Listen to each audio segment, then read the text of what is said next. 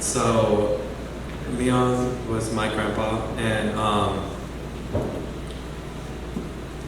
he was always there for me when I needed him. And when he passed, Grandma was like had his clothes out in the garage, and I saw this one and 2 or 3 others, and now literally I will try to only wear these because they have so much meaning behind them to me. And one of my friends asked me, like, because I've used this so many times, and they've asked me what, like, because I've said it has meaning behind it, and they asked what it was, and I told them, and I've told them like multiple memories I had with him. The sourdough festival being one, him calling us youngster, him always wanting to be able to have like great time with everyone, and he would always be in a cheerful mood. That just always impacted me.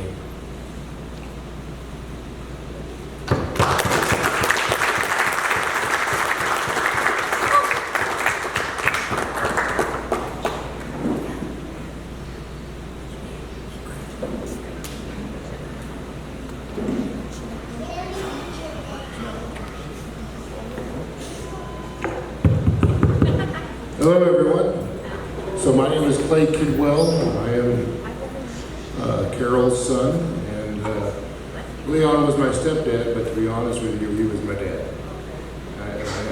I met him when I was 14 years old, and he started dating my mom when I was 14, and he never treated me like a stepkid. He treated me like his own son, just like his other kids, I think. And he was a dad to me, and he taught me so much about life. He was sincere, honest, compassionate, and I think he treated everyone that way. So I think I'm in good company. I think anyone who really knew Leon may have felt like they were his kid, just like I did. And I love Leon to death. I don't have a particular story. It seems like there were so many, there was so much about him worth talking about. But there was one time when, we used to go biking and rollerblading and all these things, and my mom and Leon had these bicycles, and we all went out biking.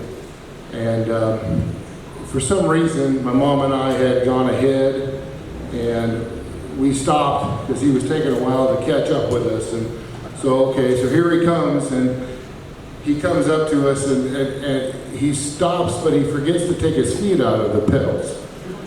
I guess I got stuck in the pedals, the kind you stick your feet in, and he stops, and then he just, and just falls over on the ground. And for years, we laughed and laughed about that, and I think he called it his laugh-in moment. You guys remember the show The Laugh-In, and that was one of the characters that would do that. Sure enough, that's what he did. But he was always doing funny things like that. But I love him to death. I know you guys love him to death. And I'm sure he's watching us right now. And Pops, we love you.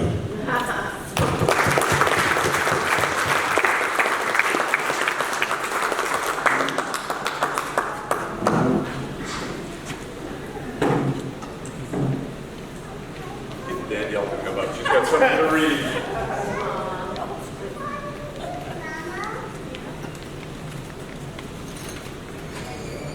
Hi, Take the mask off so we can hear you. I'm Leon's youngest child, Danielle. I hate public speaking. I was actually really hoping my brother Rod would be here today so I can get him to read this for me instead because he has such a great voice.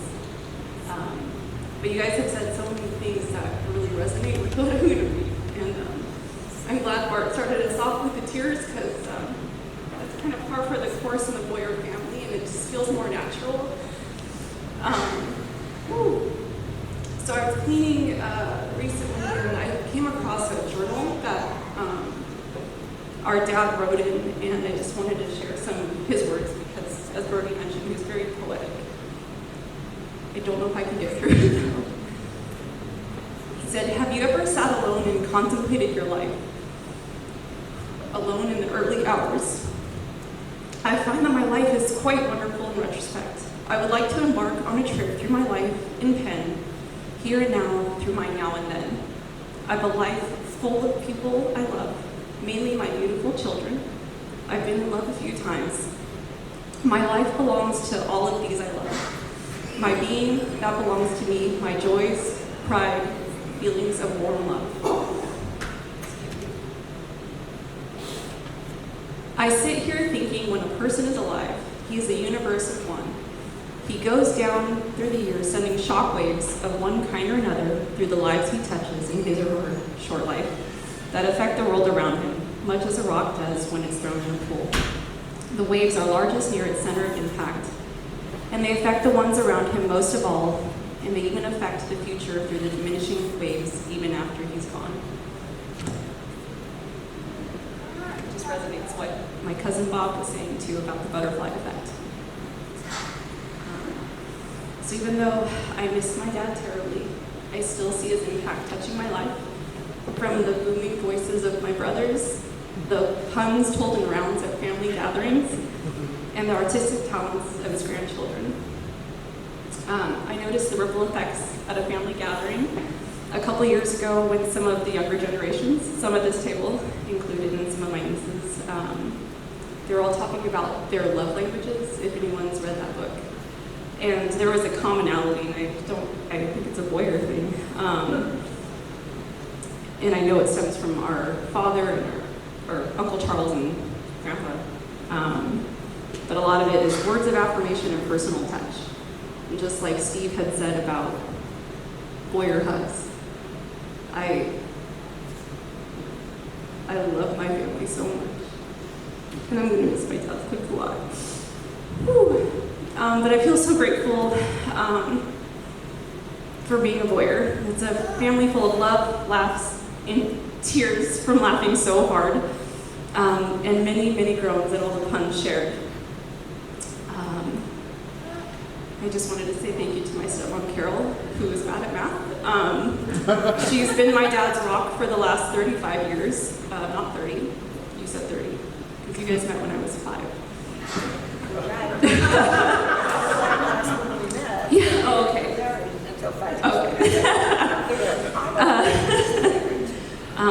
Whatever he expressed interest in, she always helped him pursue those passions. She always found a way to make it happen,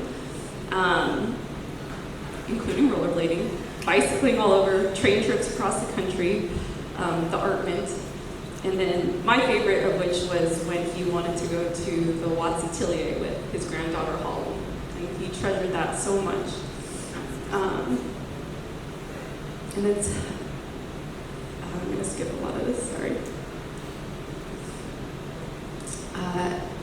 He was such a beautiful and unique parent who didn't fit the mold of many of the other parents I knew. He was a man many looked to as a father figure in their lives, and I was the lucky girl who actually got to call him dad. And overall, I'm most thankful that I was blessed with such a great role model, a loving parent who sought out the good and beauty in people rather than looking to criticize. And then I wanted to close with more words that he wrote to me as I was approaching adulthood, which was now a long time ago. He said, "Dear Danielle, happy birthday. You are another year older and on your way to becoming the strong, independent woman you were meant to be. But you still, in all your phases, live with love in my soul. Late night bottles with you help with my arms." Sorry. Reading stories to you at bedtime, even changing your diapers, roller skating in the park. So many rich moments and memories. I can visit with just a thought.